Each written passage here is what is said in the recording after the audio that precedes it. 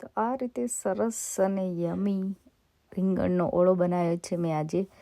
તો ચલો ફટાફટ રેસીપી બતાવી દઉં હું કઈ રીતે બનાવું છું. અને આટલો ટેસ્ટી તમે બનાવશો ને તો બધા આંગળા ચાટીને પણ ખાઈ જાય, એટલો સરસ બને છે ઇઝીલી. અને ચલો ફટાફટ. તો welcome back to my vlog. આજે બનવાનું છે ઓળો. એના માટે રીંગણ શેકાઈ રહ્યા છે. જો તમારી પાસે ચૂલો હોય તો બેસ્ટ, નહીં તો આ રીતે. અને મીનવાલ હું લોટ બાંધી દઉં. એની સાથે પરાઠા બનવાના છે, કેમ કે કિડ્સને પરાઠા રોટલો ભાવતો નથી. તો મેં કસૂરી મેથી, સોલ્ટ અને ઓઇલ નાખીને પરાઠાનો લોટ બાંધીને રેડી કરી દીધો છે. હવે આપણે ઓળા માટે બધી વસ્તુ કાપી લેવાની છે. તેમાં ડુંગળી લીધી છે, ટમાટો લીધા છે, લાલ અને લીલું મરચું મેં લીધું છે.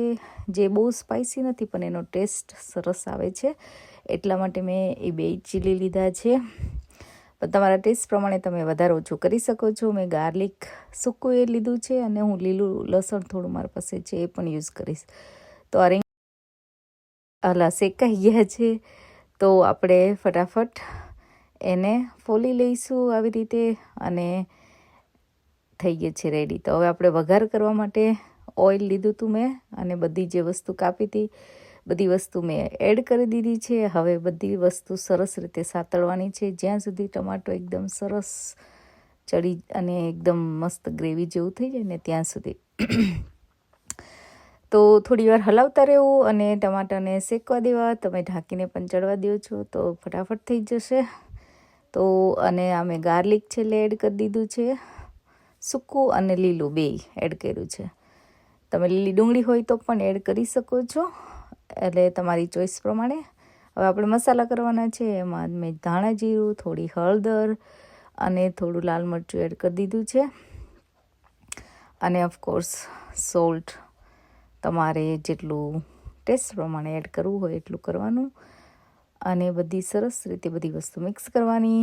હું થોડો ગરમ મસાલો પણ એડ કરીશ, એટલે એનો ટેસ્ટ સરસ આવે છે એટલા માટે. તો આ બધું હલાવીને આપણે મિક્સ કરવાનું છે. સરસ રીતે મિક્સ થઈ જાય, થોડી વાર પાછું ચડવા દઈશું, એટલે બધો મસાલો એકદમ સરસ રીતે ચડી જાય અને એનો ટેસ્ટ પણ સરસ આવે. તો આ મેં કીધું એમ ગરમ મસાલો મેં થોડો એડ કરી દીધો છે. હવે પાછું બધું સરસ રીતે મિક્સ કરીશું. તો હજી થોડી વાર ચડવા દઈશું. તમને એવું લાગે તો થોડું પાણી એડ કરીને પણ ચડવા દેવો. નોર્મલી ટમાટામાંથી એનું પાણી છૂટું પડતું હોય છે, એટલે જલ્દીથી થોડી વારમાં ચડી જ જશે પાણીની જરૂર વગર. તો તમે જોઈ શકો છો ટમાટાનું પાણી છૂટું પડી ગયું છે, એકદમ ઢીલું ગ્રેવી જેવું થઈ ગયું છે. હવે હું એમાં જે આપણે રીંગણ શેકેલા હતા એ એડ કરી દેવાના છે. અને બધું સરસ રીતે પાછું મિક્સ કરી લઈશું અને 2-3 મિનિટ માટે થવા દઈશું, કે જેથી રીંગણમાં પણ એની સરસ ફ્લેવર, બધી મસાલાની ફ્લેવર આવી જાય. તો આ રીતે હું ઓળો બનાવું છું. તમે કઈ રીતે બનાવો છો મને કમેન્ટમાં જણાવજો. અને ઘણા યોગર્ટ નાખીને પણ બનાવે છે. મારા સાસુ એવી રીતે બનાવે છે, એ પણ બહુ સરસ બને છે. તો નેક્સ્ટ ટાઈમ હું એવો બનાવવાની ટ્રાય કરીશ. પણ અત્યારે તો આ જ તમે એન્જોય કરજો, ટ્રાય કરજો, મને જણાવજો એકચ્યુઅલી કે ખરેખર કેવો ટેસ્ટ આવે છે આવા ઓળાનો. તો ગેસ મેં બંધ કરી દીધો છે. અને ઓફકોર્સ કોથમીર કેટલી બધી નાખવાની, એનાથી સ્મેલ ને ફ્લેવર્સ ને સરસ આવે છે. તો બધું હલાવીને પાછું મિક્સ કરી દીધું છે અને ઓળો આપણો થઈ ગયો છે રેડી. હવે પરાઠા મેં ફટાફટ બનાવી લીધા હતા બધા. અને કમલેશને રોટલો ખાવાનો હતો, એટલે એના માટે હું રોટલો બનાવીશ.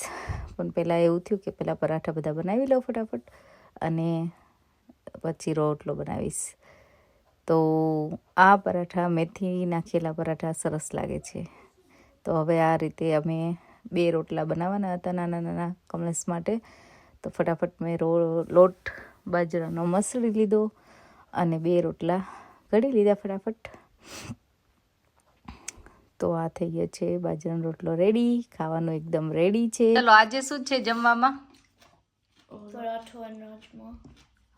તારે નથી રાજમાં, તાર શું છે? ઓળો ને રોટલા મજા આવે. મારે પરાઠું નથી, તમારે રોટલા છે અને ઓળો છે. રોટલા હારે ઓળો જ હોય અને ઓળા હારે રોટલા હોય. એવું હોય? અને ગોળ છે એ ગોળ લાવો મારો હા લ્યો ગોળ. પરાઠા ને રોટલા ઓળોય સરસ જ લાગે હો. તો ચલો બધા જે જમવા ઓળો ને રોટલા કે paratha. got so much more going on right now.